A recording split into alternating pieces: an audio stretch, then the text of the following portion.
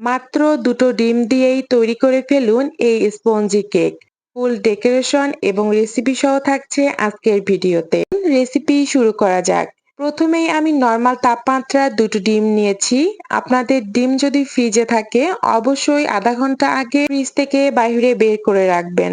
এরপর ডিমের সাদা অংশটা ফোম করে নিচ্ছি এবং ডিমের কুসুমটা আলাদা রাখবো পরবর্তীতে ইউজ করার জন্য। এখানে আমি ১ কাপ ময়দা নিয়েছি। আপনারা চাইলে এখানে ময়দার পরিবর্তে আটাও নিতে পারেন। এরপর আমি আগে থেকে চিনি ব্লেন্ডারে গুঁড়ো করে রেখেছি, সেটাও সুন্দর মতো আমি ছেঁকে নিচ্ছি। এখানে পরিমাণ মতো লবণ এবং বেকিং পাউডার দেবেন। বেকিং পাউডার সবসময় একটা ভালো ব্র্যান্ডের নেয়ার চেষ্টা করবেন, তাহলে দেখবেন কেকটা ভালোভাবে ফুলবে। এরপর এখানে আমি গুঁড়ো দুধ দিয়েছি এবং ভ্যানিলা এসেন্স দিয়েছি।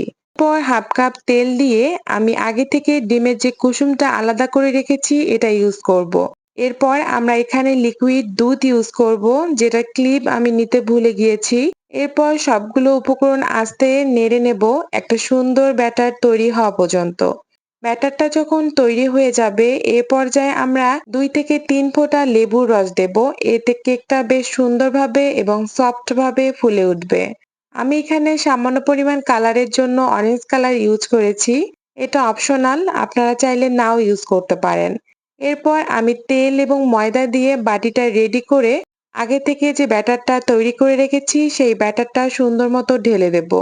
ফাইনালি চুলোয় তৈরি হয়ে গেল আমার স্পঞ্জি কেক। কালারটা দেখেই বুঝতে পারতেছেন কতটা সুন্দরভাবে ফুলে উঠেছে এবং কালারটা কত সুন্দর হয়েছে। এরপর আমি ডেকোরেশনের জন্য এখানে হুইপ ক্রিম নিয়েছি। হুইপ ক্রিমটা সুন্দর মতো বিট করে নিলাম একটা সুন্দর থিকনেস আসা পর্যন্ত। সামান্য ক্রিম আলাদা করে এখানে আমি অরেঞ্জ কালার ইউজ করব ডেকোরেশনের জন্য। এখানে চাইলে আপনারা আপনাদের পছন্দ মতো যেকোনো কালারই নিতে পারেন। এরপর আমি ডেকোরেশনের জন্য সাদা যে হুইপ ক্রিম আছে সেটা ইউজ করব একটা পাইপিং ব্যাগের সাহায্যে। আমি যেহেতু প্রফেশনাল ভাবে কখনো কেক বানাইনি, তাই আমার কাছে ওইরকম কোনো ডেকোরেশনের জিনিস নেই। বাসায় আমার হাতের কাছে যা ছিল তাই দিয়েই সুন্দর মতো তৈরি করে নেব আজকের এই সুন্দর অরেঞ্জ কেক। এরপর এক একটা স্লাইস করে আমরা ক্রিম দিয়ে পুরো কেকটা কভার করে নেব। আপনারা ভিডিওতে দেখেই বুঝতে পারছেন।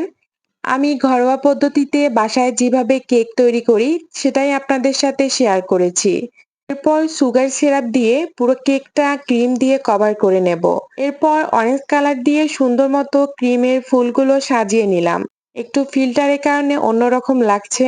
যাই হোক, আজকের ভিডিওটা কেমন লাগলো অবশ্যই কমেন্ট করে জানাবেন। আজকে এ পর্যন্তই। আল্লাহ হাফেজ।